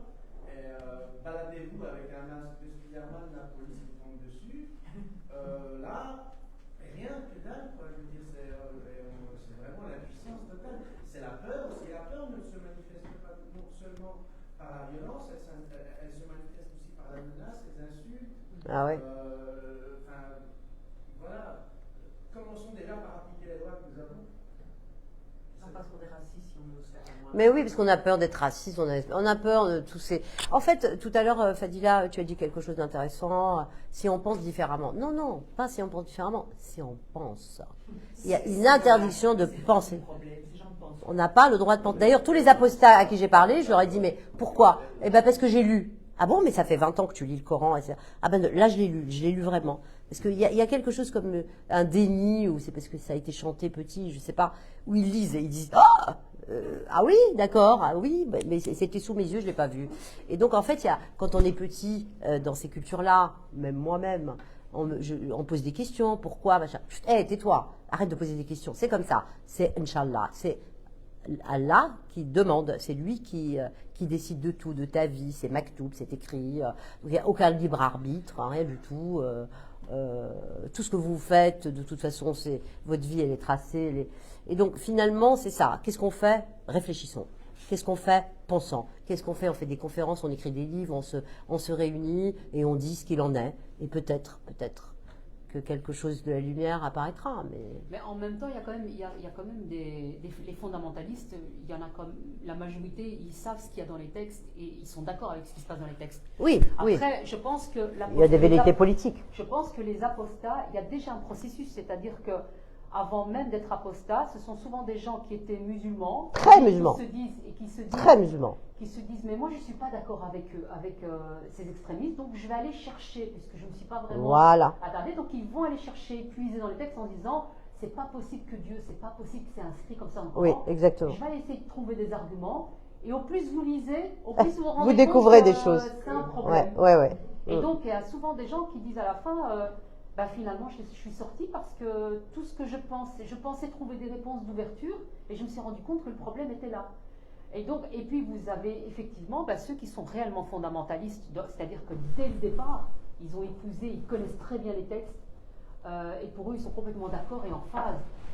Les individus qui étaient venus la dernière fois, là, ils ont clairement dit oui, c'est tout à fait normal que la charia soit appliquée en Europe. Oui. Et ils ne se sont pas cachés de leur discours, de leur façon de penser, etc. Excuse-moi, est-ce que vous pouvez développer, parce que vous avez dit que le 7 octobre, c'est le point, c'est la faille entre vous et vos collègues psychologues. Oui. C'est très intéressant. Moi, je voulais comprendre comment. Donc, c'est-à-dire que c'est des gens comme vous qui Alors, pas...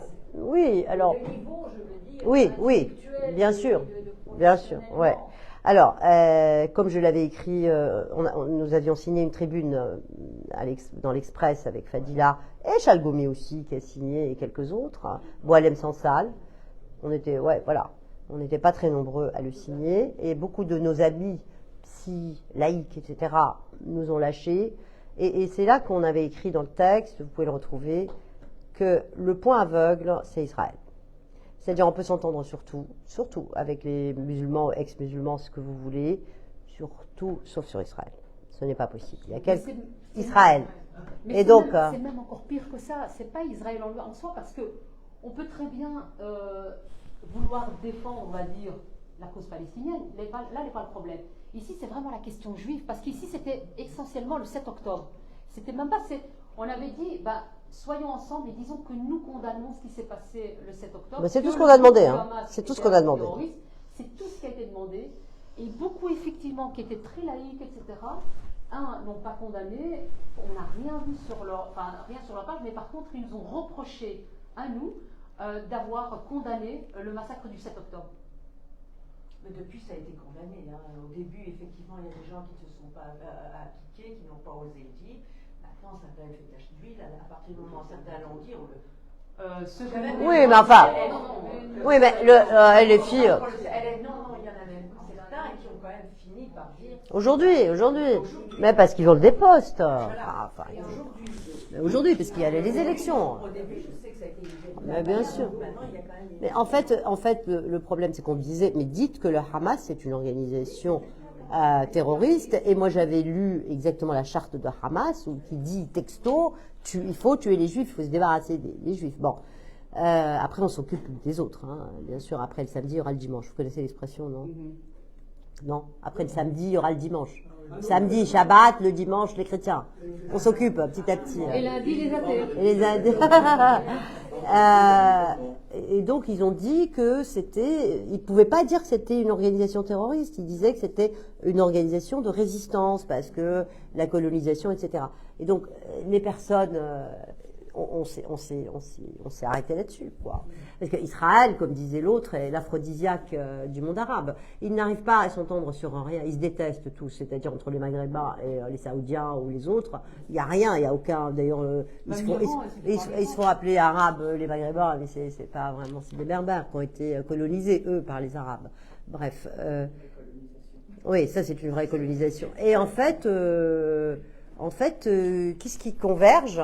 Eh ben, c'est la cause palestinienne. Ça fait liant, en fait. Ça fait antidépresseur. Pour pas regarder un peu ce qui se passe dans le monde arabe, qui est en déliquescence absolue. Il n'y a pas une seule démocratie. Le train de la modernité est raté. Il n'y a aucun progrès. Le nombre de livres qui sont achetés ou même écrits dans le monde arabe en entier, je vous donne les statistiques, équivaut c'est le même chiffre qu'en Grèce.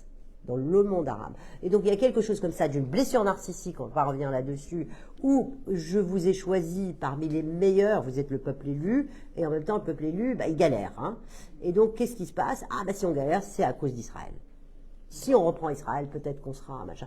Et donc, vous voyez, c'est très complexe dans le travail psychique, etc. Et voilà, pourquoi on a été abandonné, parce qu'on ne peut pas soutenir... c'est très compliqué de soutenir Israël. C'est aussi une des raisons de l'échec de la Narda, soi-disant le renouveau islamique. Finalement, on a interdit la pensée, on a interdit la raison. Et finalement, depuis 200 ans, on traîne une Narda, puis ça ne marche pas. Oui. Quel est la Narda?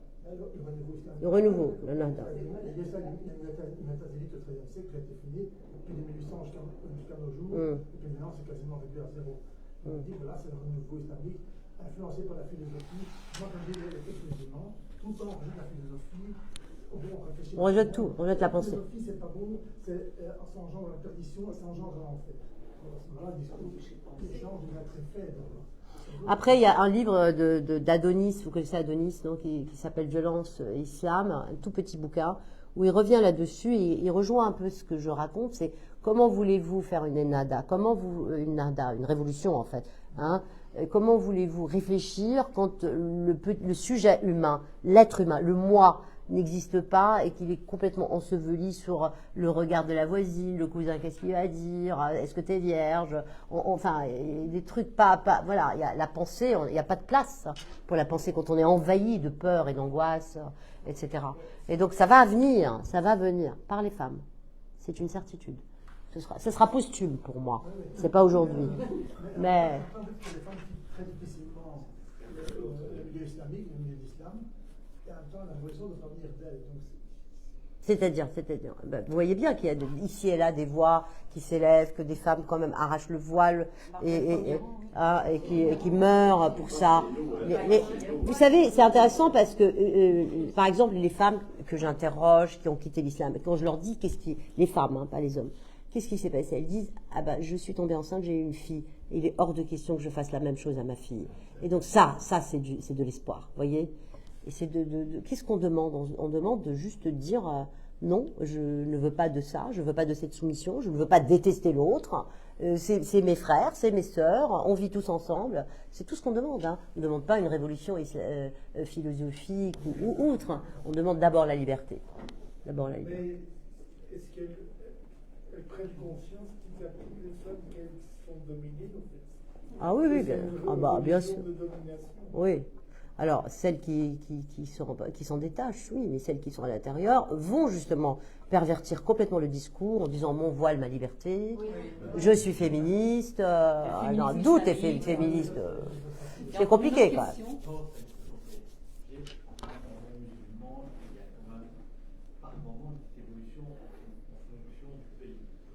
Oui.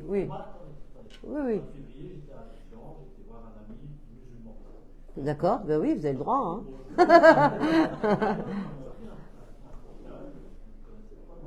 Ouais.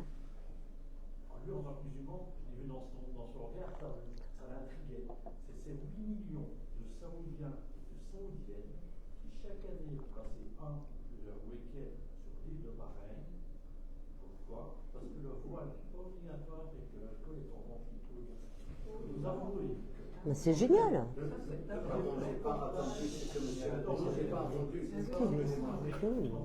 Mais attendez, ça visa ou de Paris, et que les Saoudiennes, elles, ça se lâchait. C'est bien. Mais quand tu retournes dans leur pays, en fin de compte, mais c'est pas eux, c'est pas ouais, voilà, comme vous dites. Mais les gens, ils ont envie de vivre, ils ont envie de jouir de la vie, ils ont envie de voir. Monsieur explique en fait toute l'hypocrisie, on va dire, de certains pays musulmans où certains quittent un pays islamique où évidemment il y a la charia, l'application de la charia, etc., vont dans d'autres pays où justement, où là c'est plus ouvert, où on peut être sans voile, boire de l'alcool, consommer de l'alcool, etc. Combien d'hymen ont recours ici à Saint-Pierre? Exactement. On avait des témoignages bien sûr. De gynécologues. Il y a une hypocrisie. Il faudrait interdire cette pratique. Interdire cette pratique-là. J'ai travaillé dans un hôpital en facturation. Recouvrir des hymens. Oui, ça s'appelle hyménoplastie. J'ai travaillé dans un hôpital à Bruxelles, je ne vous dirai pas le nom, où je travaillais dans la facturation. Le nombre, c'est les seuls moments où les femmes payaient directement et en cash, parce qu'il fallait évidemment, avec la complicité de la mère, c'est pour recoudre l'hymen 3 ou 2 jours avant le mariage, pour qu'il n'y ait pas de scandale et pour que le mari ne soit pas au courant, que le frère ne soit pas au courant, etc. Énormément de femmes, et je peux vous assurer qu'il y en a beaucoup qui vendaient leur or, etc., pour pouvoir payer cette pratique en fait. Mais quand on réduit quand même une femme à une membrane, qui des fois n'est pas là d'ailleurs, hein, parce qu'il y a des hymens compliants, il y a eu des crimes d'honneur comme ça, où la fille elle s'est retrouvée tuée par le frère ou je sais pas quoi parce qu'elle n'était pas vierge. Or elle avait un hymen mais qui était compliant, voilà, c'est tout, mais ça on le sait pas. Je peux témoigner parce que j'ai eu il n'y a pas longtemps une discussion avec une étudiante qui était voilée, mais en dessous de son manteau, elle avait une sorte de nuisette comme ça, la dentelle, en satiné. Mais j'ai connu ça en Tunisie, moi. Et alors, j'ai fait une erreur, hein, parce que je lui dis à la fin du cours, je dis tiens, mais qu'est-ce que tu veux envoyer comme message? Alors elle cachait comme ça sa nuisette avec son manteau, et puis elle me dit, mais vous savez, moi, le voile, je peux l'enlever demain, ce n'est qu'un accessoire, ça va très bien à mon corps et tout ça, ce n'est qu'un accessoire, enfin bon. Et puis en fait, bon, j'ai un peu été un peu trop fort, j'aurais dû me taire, parce que la semaine d'après, elle était complètement voilée, apathique. Et puis je ne l'ai plus jamais vue. En fait, tu l'as radicalisé. Bravo. Bravo. Non, mais alors, il y a ces femmes qui disent mon voile, ma liberté, je suis bien, je l'enlève quand je veux, mais quand même la réalité, elle est autre. Hein. C'est-à-dire qu'il y a une telle pression sociale quand même, une telle, ouais, voilà, elles veulent qu'on leur fiche la paix, parce qu'il y a du harcèlement sexuel et tout ce que vous voulez. Donc, si vous voulez avoir la paix, ben, vous mettez un voile sur la tête et vous sortez en France. C'est comme ça. J'en ai plein pour avoir la, ouais. Bon, je sais pas, je connais pas bien, mais... Ah, la Belgique, je crois qu'on est... Voilà, c'est pas que par conviction, c'est pas toujours par conviction. Il y a une sorte de puritanisme qui est en train de se répandre chez les tout jeunes. Et je pense que ça va encore plus les radicaliser, parce qu'en plus, ils ont une pauvreté, donc au travers de ce puritanisme, une pauvreté, une ignorance de la sexualité qui est sidérante. Ah bon? Ah oui. Alors, Ignorance, au temps de la pornographie. Oui, non, c'est bizarre. Ah bon? Là, je suis étonnée quand je vois certains de mes élèves réagir comme ça. J'ai décidé, pour plaire à Dieu, de quitter ma petite amie. Et de quitter sa petite amie, c'est pas lui prendre la main, ce qui est déjà très mal. Que va penser Allah? Que va penser Allah? Les filles, c'est la même chose. C'est détraumatisé, en fait. Mais oui, c'est ça, mais je vois qu'il y a ce côté puritain qu'on avait pas. Ici en Belgique, en fait, si tu veux, on est arrivé au stade où les générations actuelles, en fait, les jeunes générations sont plus radicales. Beaucoup plus radicales. Et c'est souvent eux-mêmes qui interpellent leurs parents, leurs grands-parents, leur disant ton islam n'est pas conforme, etc. Parce qu'il y a un travail de radicalisation qui a été fait. La majorité des jeunes ont fréquenté soit des mosquées, parce qu'il y a un travail quand même des mosquées, ils restent quand même énormément fréquentés. Il y a les réseaux sociaux, évidemment, tous ces influenceurs TikTok, ces frères, tu sais, qu'on retrouve un peu partout, les Moundir, etc. Voilà.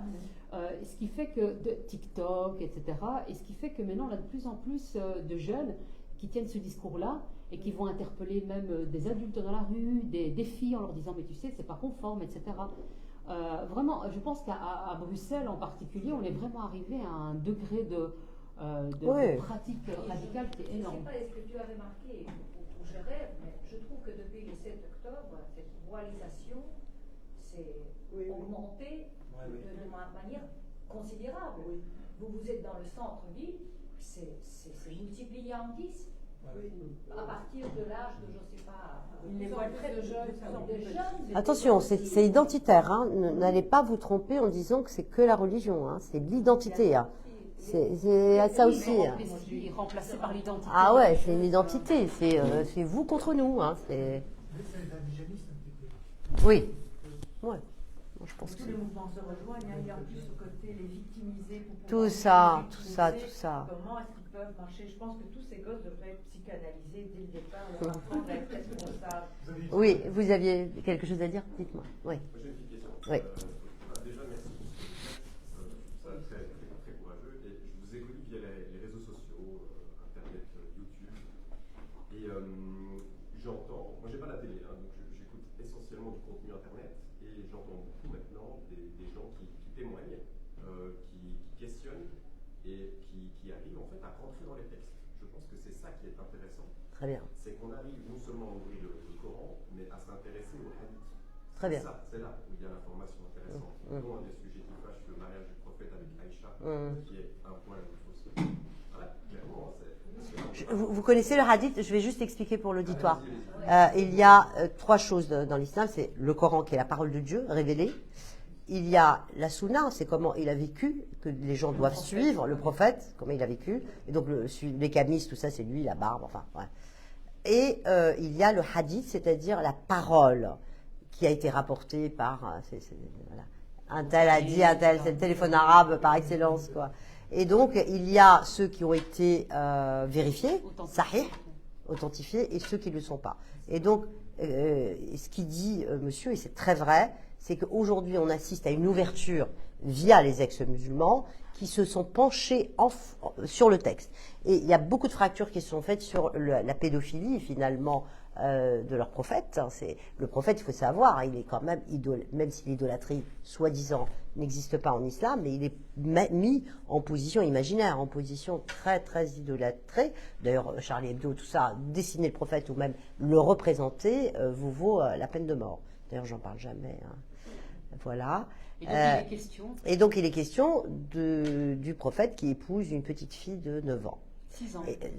Mais il la consomme à 9 ans. Il est bon, il la consomme qu'à 9 ans. Voilà, elle raconte qu'elle était sur sa petite balançoire, elle jouait, puis qu'il était là, c'était horrible, monsieur, j'imagine la scène, et il lui dit viens, et il la consomme en fait, à 9 ans.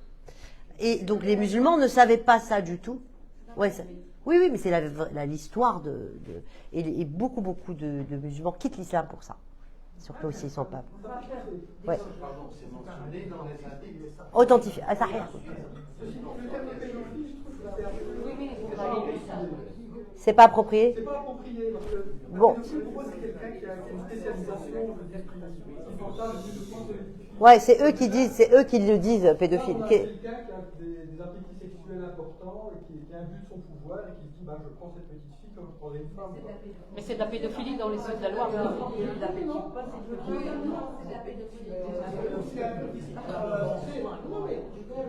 Comprenez-moi, je mets une nuance dans le sens que c'est pas une perversion exclusive. C'est un pervers sexuel qui est. Mais vous n'irez pas chipoter sur le pédophile,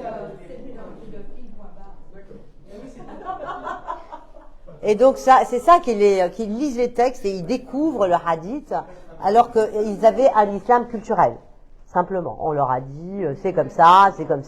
Et le jour où ils commencent, ils ouvrent le compre-noir, ils lisent et là ils découvrent le. Parce qu'on entend beaucoup que c'était pas 6 ans, c'était 16 ans, puis la consommation c'est pas 9 ans, c'était 19 ans. Mais je suis retourné moi dans les hadiths, j'ai vérifié moi-même, c'est clairement noté. Hein. Moi j'ai pas été vérifié les 20 hadiths. Ouais, mais quand il est mort, elle avait 18 ans. C'est ça. Donc elle avait 80 ans, donc elle est morte. C'est ça. Ce que je voulais dire, c'est que c'est là que ça devient intéressant. C'est parce que les gens doivent se positionner. On est tous humains. Moi, personnellement, un homme d'une 50aine d'années qui se marie avec une fille de 6 ans, je ne trouve pas ça normal, clairement. Je pense qu'une grande majorité des gens sur cette terre, y compris des musulmans, ne trouveraient pas ça normal. J'espère d'ailleurs. Voilà. Donc après, moi c'est ça. Je crois que c'est là-dessus qu'il faut axer la focale, pas sur le voile, pas le voile. C'est pas ça. C'est vrai. Donc ici, pas question finalement. Oui. C'est grâce, je pense, à Internet. Parce qu'Internet, c'est partout. C'est vrai. Maintenant, les gens, les petites filles, les petits garçons vont avoir accès à tout ça, à toutes ces informations. Et je crois que c'est là-dessus que peut-être la fameuse révolution va se faire. C'est mon avis personnel. J'espère. Populariser les textes. Mais moi, personnellement, je ne pense pas qu'il faut se mobiliser sur les textes. Moi, je pense qu'il faut effectivement leur dire, quand vous êtes dans une société où nous avons des lois qui disent que on a des majeurs, etc. Donc, vous voyez, qu'il y ait c'est la loi, il faut vraiment distinguer.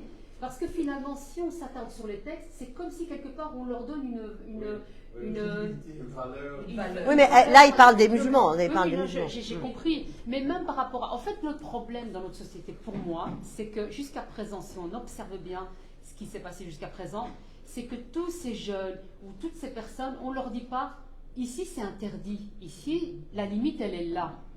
Que vous pratiquiez votre religion chez vous, c'est une chose, mais nous, dans notre société, la pédophilie, elle est punissable par la loi.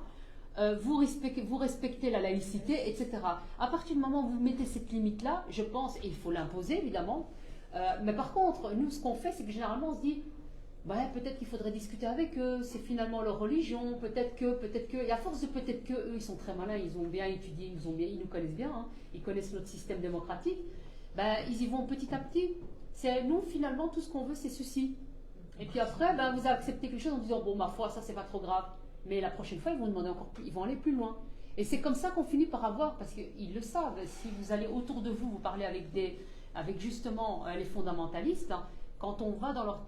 Moi, je l'ai vu en tout cas dans le milieu, quand je suis rentrée chez les femmes sœurs musulmanes et salafistes, c'est ce qu'elles donnaient comme méthode. Elle disait aux jeunes filles, allez dans telle école, même si elles interdisent le voile, allez-y nombreuses, même si on l'interdit la première fois, redemander, il y a un moment donné, ils vont lâcher prise. C'est comme ça. Il n'y a encore pas si longtemps que ça, j'étais dans un autre endroit, je ne vous dirai pas lequel, sinon je suis grillée, mais ça a été exactement la même chose, c'est-à-dire que là, le discours, c'était des conférences sur le travail, et on regarde, quand on écoute bien, d'abord quand tu arrives partout, on a des trucs Free Palestine, du fleuve à la mer, etc., tout en kéfié, etc., sur elle, machin. Et puis vous avez tout d'un coup une personne qui a fait des études de juriste et qui explique, mais quand vous êtes en face d'un patron, vérifiez le règlement de travail. Si vous voulez avec votre voile pouvoir, etc., vérifiez bien parce que normalement il y a des clauses, etc. Et surtout, essayez de garder avec vous un enregistreur, enregistré, parce que ça, les preuves, c'est très important, vous devez les avoir. Donc on leur donne toutes les méthodologies. Et à côté de ça, au même moment, elle prend en exemple Israël-Palestine. Alors vous allez me dire quel est le rapport? Ben, elles disent, vous voyez avec Israël-Palestine, avec la loi, etc., on a pu dire au niveau de l'ONU, etc. Donc elle fait un parallèle parce qu'on a des preuves. Et quand vous regardez sur Internet, vous voyez tous ces jeunes qui sont massacrés, etc. Et puis hop, elle revient sur le monde du travail. Et donc ils arrivent comme ça à faire des points avec des trucs où on se dit, mais quel est le rapport? Et deuxièmement, on leur explique surtout les méthodes. Comment s'introduire dans un endroit, comment imposer une norme islamique, comment aussi se prémunir d'un renvoi. Donc tout ça, ce sont des méthodes qui sont utilisées par des influenceurs en fait, ou des personnes qui sont formées des militants. Mais je comprends très bien ce que vous dites, et c'est très très très important, c'est-à-dire que quand même la majorité des musulmans ne sont pas pour ni la pédophilie, ni pour la lapidation, ni pour la violence, ni pour enfin, tout ça, l'esclavagisme. Et en fait, ils ne le savent pas. Hein. C'est ça qu'il faut savoir. Ça paraît fou. Ils lisent le Coran tous les jours, ils font des versets, ils prient, mais ils ne savent pas. Et du coup, c'est le jour où ils commencent à vraiment lire, et ils le disent tous, à douter. D'abord, il faut douter, parce qu'on ne doute pas dans ce système-là. Hein. C'est un système de certitude absolue. Et à partir du moment où il y a un doute, pour telle ou telle raison, ils vont consulter les textes et bingo. Et en plus, il y a maintenant pléthore de choses sur Internet, donc il y a de l'espoir. Les gens, en fait, maintenant qu'ils ont accès à l'information, pour répondre, en fait, oui, c'est parce que, je veux dire, oui, mais l'islam est quand même caractéristique, c'est qu'il n'y a pas d'intermédiaire entre la personne et Allah. Or, bon, je veux dire, s'il y a une remise en question à l'Église catholique, c'est parce qu'il y a eu des conciles, c'est parce qu'il y a eu des prêtres qui ont fait des psychanalyses, Eugen, Drugermann, etc., au XXe siècle, etc. Donc, il y a eu, pardon, oui, mais il y a eu une remise, aussi au XVIe siècle qui a été fondamentale. Des textes. Or, ici en islam, il n'y en a pas par les autorités, puisqu'il y a Dieu, et puis le croyant. Dans le chiisme, il y en a eu. Excusez-moi, je ne suis pas d'accord. Moi non plus. Dans l'islam, il y a ce qu'on appelle les ulamas. C'est vrai. Qui sont les gens qui interprètent le Coran, et que c'est eux, et je pense que une grande partie des problèmes dans l'islam vient du pouvoir des ulamas, qui ont plus ou moins, qui suivent les textes, etc., qui sont les savants comme... oui, les ulamas, ça veut dire savants. Comme Tariq Ramadan les appelle, les savants, mais en fait c'est des savants en religion. Oui, c'est théologien. C'est des théologiens. Et eux, c'est eux qui imposent par la mosquée. Moi, j'ai vécu pas mal de temps dans les pays musulmans. Beaucoup de gens n'allaient pas à la mosquée. On parle d'aller à la mosquée, mais une grande partie des gens ne vont pas à la mosquée et ont une idée de l'islam qui est assez libérale. Parce qu'ils ne connaissent pas les textes et parce qu'ils n'ont pas... Ils ne connaissent pas les textes. Ils ne connaissent absolument pas les textes. Les premières générations qui sont arrivées en Belgique ou en France, ils vivaient très bien ici. Il n'y Ben avait oui, pas ce bien problème-là. Et d'ailleurs, certains buvaient, certains mangeaient. Tant que ça se sait pas, à la limite, tant qu'on n'est pas pris, pas vu, pas pris, c'est bon par la communauté, c'est très bien. Sauf qu'après, c'est les générations suivantes. À partir du moment où vous avez l'Arabie Saoudite qui a mis de l'argent dans les mosquées, qui ont réislamisé les jeunesses, la deuxième, troisième, quatrième génération, c'est là où le problème s'est accentué. Et puis avec les frères musulmans, Tariq Ramadan, Ali Ramadan, etc. Donc tous ces mouvements-là ont fait qu'on est maintenant avec des jeunes qui sont complètement radicalisés. Et on a laissé faire. Et encore une fois, donc du coup, c'est les religieux. Donc quelque part, finalement, comme tu le dis très bien, c'est que à partir du moment, je pense qu'en islam, il ne faut pas essayer de trouver une personne ressource qui va pouvoir... Parce que le problème qu'on fait... Regarde, par exemple, à Paris, on a un Chemsdin, qui est le recteur de la Grande Mosquée de Paris. C'est lui qui sert de référent et qui représente les musulmans en France, etc. Mais il suffit de voir son discours. Son discours n'est pas du tout clair. Il est plutôt même justement très problématique. Les prêches que ces imams au sein de cette grande mosquée donnent est problématique, mais il sert quand même de référent. Or, à la base, quand on regarde les anciens, l'imam, il pouvait rester dans sa mosquée, on ne voulait pas trop justement. Il venait juste pour la circoncision, il venait pour des mariages, des trucs. Oui. Il y a aussi dans les écoles, il y a les profs de religion islamique, les cours de religion islamique. Enfin, moi, les tout premiers que j'ai eu en 1988, l'instituteur nous expliquait la peine pour l'adultère, donc enterrer le couple jusqu'au cou et le lapider. Je prenais déjà de la distanciation à partir de ce moment-là, parce que moi j'avais auparavant eu des cours de morale où j'ai appris quand même la laïcité, etc. Et là, j'ai des il n'y a rien, il n'y a pas de regard qui se fait. Merci de dire ça, parce que personne ne le sait peut-être, en tout cas je ne sais pas en Belgique, mais en France, tous les enfants qui sont scolarisés dans notre école de République vont aussi dans l'école coranique, dans la mosquée. Tous. Tous. Et donc avec des gens, pardonnez-moi, mais incultes comme il n'est pas permis, qui annonnent comme ça quelque chose, des versets, et qui interprètent en disant aux enfants, il faut enterrer ceci, il faut faire cela. Enfin, ils racontent des histoires absolument cauchemardesques aux gamins. Et du coup, finalement, quand vous faisiez ça m'intéresse, parce que pour moi, l'islam n'est pas une spiritualité. Pas du tout. Vous ne pouvez pas aller dans une mosquée comme on va dans une église et s'adresser au Christ ou pleurer devant Marie. C'est pas possible. C'est toi, tu es soumis et tu as l'injonction de Dieu. Il n'y a pas de dialogue avec Dieu. Sauf pour dire pardonnez-moi, pardonnez, s'il te plaît, aide-moi. Donc il n'y a pas cette spiritualité-là dans l'islam. Donc voilà. C'était important que je le dise. J'ai un collègue marocain qui dit toujours aux filles voilées, voilà, ça va, t'es plus proche de Dieu maintenant, t'es plus proche de Dieu. Parce que voilà, le voile, qu'est-ce que c'est quoi, hein? C'est quand même aussi toute une symbolique. Non, la symbolique derrière le voile, c'est pour ça qu'une femme ne peut pas marcher devant un musulman, il faut qu'elle marche derrière, pour pas qu'il voit sa rondeur. Ces rondeurs, c'est parce que la femme est tellement un objet de désir qu'on lui en veut d'être cet objet de désir, il faut qu'elle se voile, qu'elle se cache, pour pas casser la piété du musulman, c'est tout. C'est ça qui reporte ses œuvres. Oui. Pour la femme, ça vient encore à cette sexualité très pauvre.